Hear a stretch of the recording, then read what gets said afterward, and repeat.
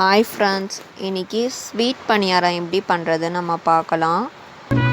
2 cup of கோதுமை மாவு வந்து எடுத்து வச்சுருக்கேன், 2 பனானா அண்ட் தென் 500 கிராம் வந்து வெல்லத்தை வந்து வாட்டரோடு மிக்ஸ் பண்ணி ஹீட் பண்ணிவிட்டு நான் எடுத்து வந்து வெடிக்கட்டி எடுத்து வச்சுருக்கேன். அது எல்லாத்தையும் நல்லா பீட் பண்ணிக்கோங்க. போட்டு பீட் பண்ணதுக்கப்புறமா பாதாம், பிஸ்தா, வால்நட்டு, கிரேப்ஸ் எல்லாமே நான் வந்து துருவி வச்சுருக்கேன். அதை நீங்கள் எல்லாமே போட்டு நல்லா பீட் பண்ணுங்கள். பீட் பண்ணிங்கன்னா உங்களுக்கு நல்ல ஒரு கன்சிஸ்டன்சி கிடச்சிரும். கிடச்சதுக்கப்புறமா குழி பணியாரம் வந்து நான் கல் வந்து வச்சுருக்கேன். அதை வந்து நல்லா மீடியம் ஃப்ளேமில் வச்சு நல்லா ஹீட் பண்ணுங்கள்.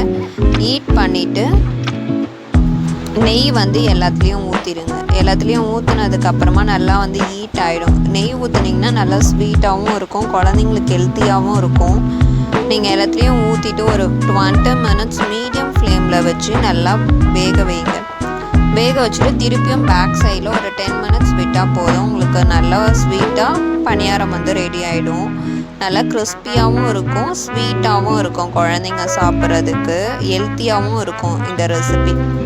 நீங்கள் இந்தமாரி பண்ணி கொடுத்தீங்கன்னா குழந்தைங்க நல்லாவும் டேஸ்ட்டாக விரும்பி சாப்பிடுவாங்க. ஈவினிங் ஸ்நாக்ஸ்க்கு இல்லை மார்னிங் வந்து டிஃபனுக்கு எல்லாமே நீங்கள் வச்சு கொடுக்கலாம். இல்லை கிட்ஸ்க்கு வந்து லன்ச் பாக்ஸ் ஸ்நாக்ஸ் ரெசிபியாகவும் நீங்கள் வந்து ட்ரை பண்ணி வச்சு கொடுத்தீங்கன்னா ஃபுல்லாகவே டிஃபன் பாக்ஸ் ஃபுல்லாகவே காலி பண்ணிவிடுவாங்க ஃப்ரெண்ட்ஸ்.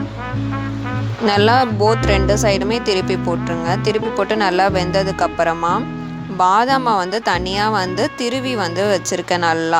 ஏன்னா குழந்தைங்க கடித்து சாப்பிட்றதுக்கும் ரொம்ப சோம்பேறித்தனம் படுவாங்க. நீங்கள் இந்த மாதிரி பண்ணி வச்சுட்டிங்கன்னா அவங்க ஈஸியாகவும் சாப்பிட்ருவாங்க. லாஸ்ட்டாக ஃபைனலாக பாதாம் வந்து மேலே போட்டுட்டு எடுத்து குழந்தைங்களுக்கு சர்வ் பண்ணிங்கன்னா நல்ல டேஸ்டியாக ஹெல்த்தியாகவும்